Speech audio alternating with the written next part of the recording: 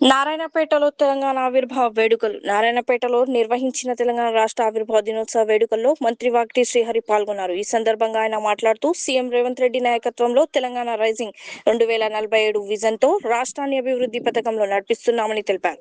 మహిళలు, రైతులు, యువత, నిరుపేదల సంక్షేమానికి ప్రభుత్వం పలు పథకాలు అమలు చేస్తుందన్నారు. నారాయణపేట జిల్లాలో రైతు భరోసా, ఇందిరమ్మ ఇళ్లు, మహిళా సంఘాలు, రుణాలు, సాగునీటి ప్రాజెక్టులు, విద్య, ఆరోగ్యం, మౌలిక వసతుల అభివృద్ధికి భారీగా నిధులు కేటాయించినట్లు వెల్లడించారు. జిల్లా సర్వతోముఖాభివృద్ధికి ప్రజలందరూ సహకరించాలని మంత్రి పిలుపునిచ్చారు.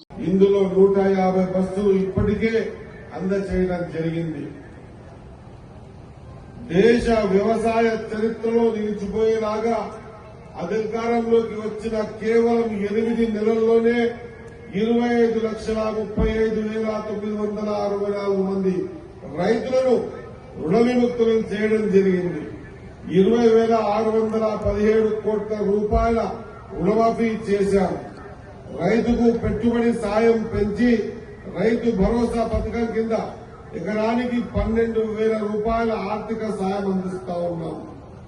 రైతులు పండించిన ప్రతి గింజను కొనుగోలు చేస్తూ ధాన్యం కొనుగోలు చేసిన 24 గంటల్లోనే రైతుల ఖాతాల్లో నగదు జమ చేయడం జరుగుతా ఉంది.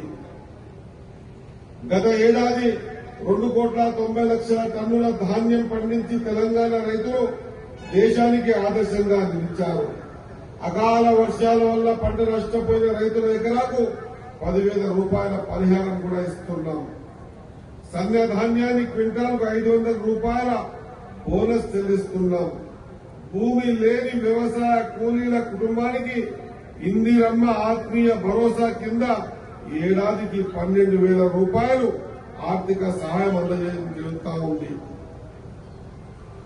నిరుపేదల సన్నబియ్యం పేదల ఆకలి తీర్చడంతో పాటు వారు ఆత్మగౌరవంతో జీవించేందుకు ఇందిరమ్మ ఇళ్లు, సన్న బియ్యం పథకాలను అమలు చేస్తా ఉన్నాం. సంఘ న్యాయంతో సైతం తెలంగాణ దేశానికి దిశానిర్దేశం చేస్తోంది. దేశంలో ఎస్సీ వర్గీకరణ చేసిన తొలి రాష్ట్రం మన తెలంగాణ.